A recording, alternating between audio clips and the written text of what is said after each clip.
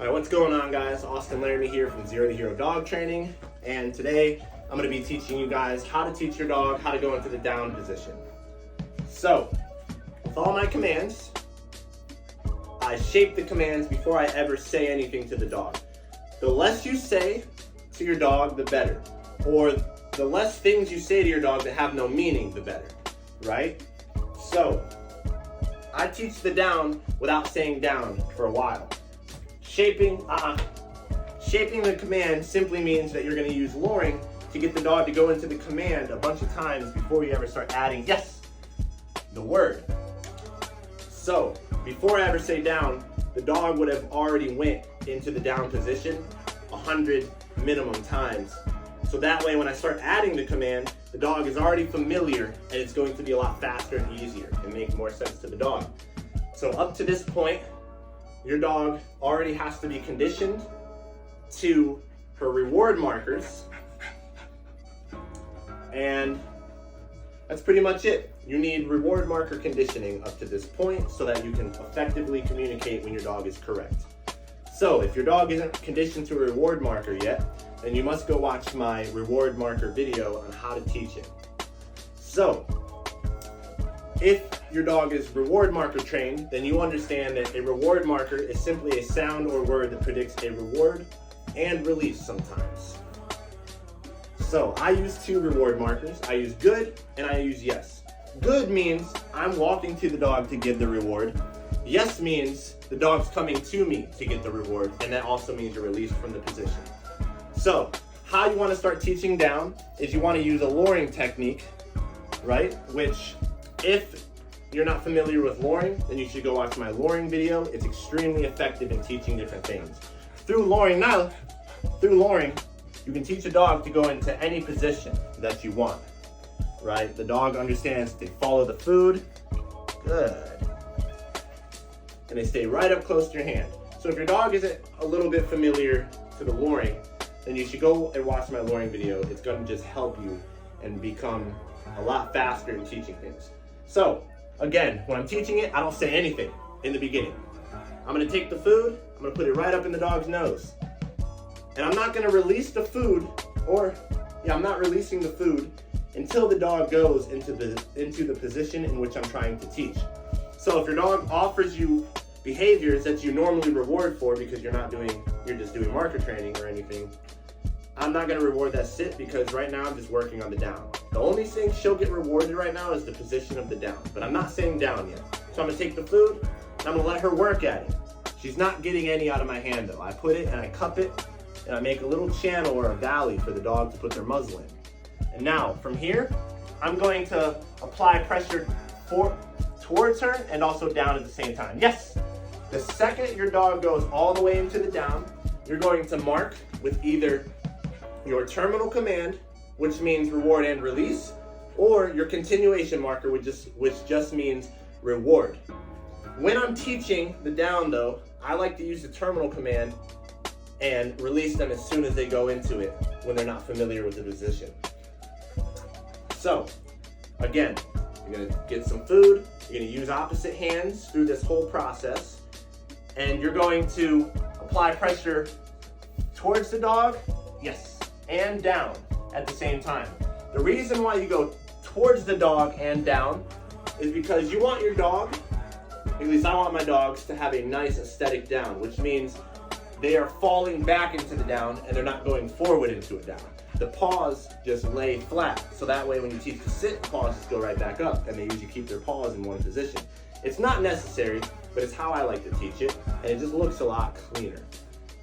So, when you're doing it, it's important that you know, or that you don't reward the sloppy position. So sometimes when you're teaching it down, the dogs will lay to their side with their back legs sometimes. I won't reward that. I'll just pull away from the dog to get them back up, and then I'll reposition the dog. I'm also not going to reward the dog if the dog lays flat on their side. I'm only rewarding the nice squared down position. So again, with my hand, I'm going forward and down at the same time. So I'm just working, she's not getting any food.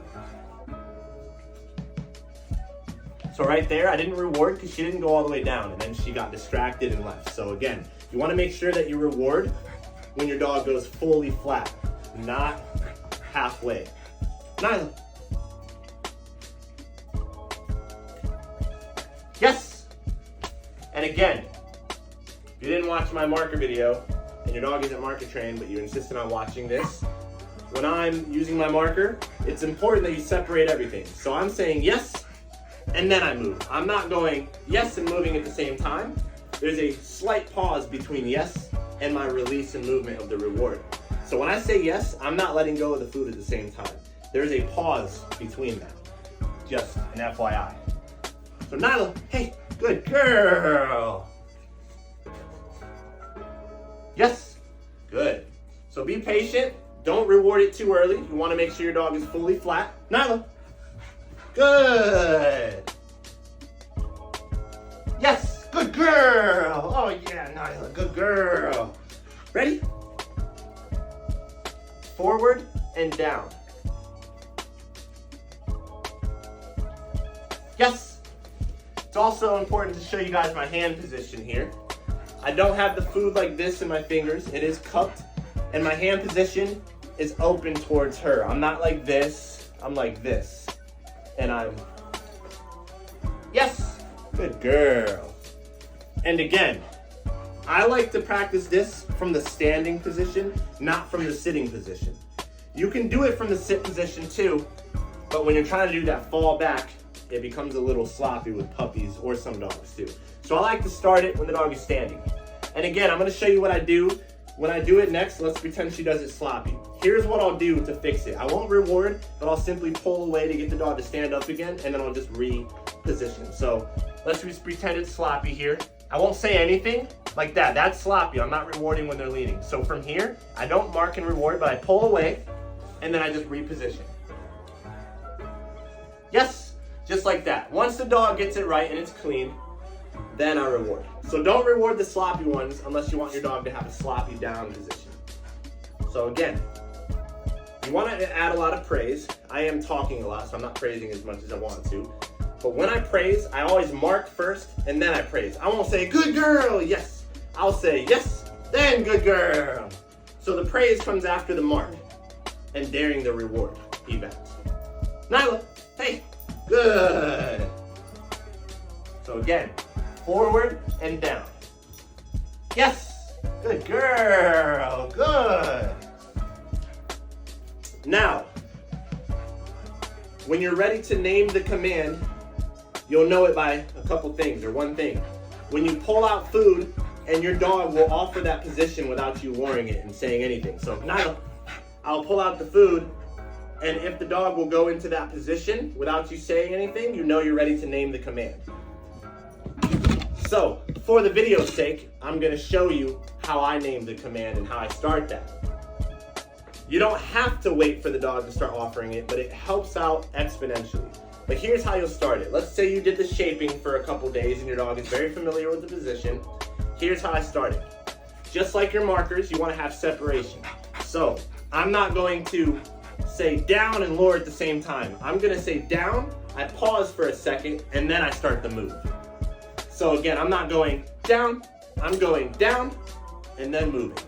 If it helps you guys, I teach my clients to go down, 1, 2, then move. Or when I'm teaching marking, yes, 1, 2, then move, right?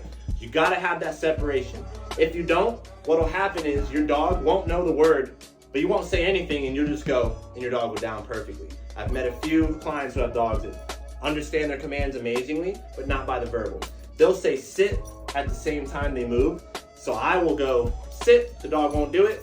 I won't say anything and I'll just go and the dog will sit perfectly. So you must separate everything. So I'm going down, then I move. I'm going sit, then I move. So here's how I begin the command. I'm going to say, I'm going to get her to stand up first. I'm going to say, Nyla, down, and then I'm going to move. Yes, good girl, good down. Nyla, hey, hey, hey, good. Down, then I move. Yes, good girl. Nyla, hey. Nyla, down, then I move. Yes, good girl. You can can do the down from the sit position, but you also want to do it from the stand. Don't make a pattern of just doing one thing over and over. You want to end the session before your dog is bored too. So keep your sessions, especially with puppies, about 3 to 5 minutes. Keep them extremely fun and engaging, lots of praise, be extremely exciting, and do this in a very low distraction environment. I got 2 dogs placing on their place commands behind the camera that you can't see, so she's a little distracted. But you want to train and teach commands in the lowest distraction environment ever, or possible, and then you start slowly increasing distractions. So I'll take the dog to the front yard, the backyard, different rooms. You want to generalize your command, which means that just because your dog will down here doesn't mean that they'll understand it down in PetSmart. You want to teach the command in multiple environments, and you want to slowly increase the distraction level. So I won't go straight from here, straight to the dog park right outside of it. I'll go straight from here, then outside my front yard with nothing going on. I'll go to the backyard. Then I'll go to the backyard and I'll let my dog, Mateo, run around, and that'll be a distraction. I'll, do different things and get her generalized to the command. So I'm gonna make a part 2 of this video once she understands the verbal command, because I was teaching this in real time. She doesn't know it. And yeah, we'll start adding accountability and the stay. So be on the lookout for that. In the meantime, if you guys could like, comment, and subscribe, comment any videos you want me to make down below, and I'll be glad to add them to my how-to playlist. I'm going to make a whole playlist on how to teach your dog obedience from 0 to hero. Cool, guys. Thank you so much, and you guys have a great day.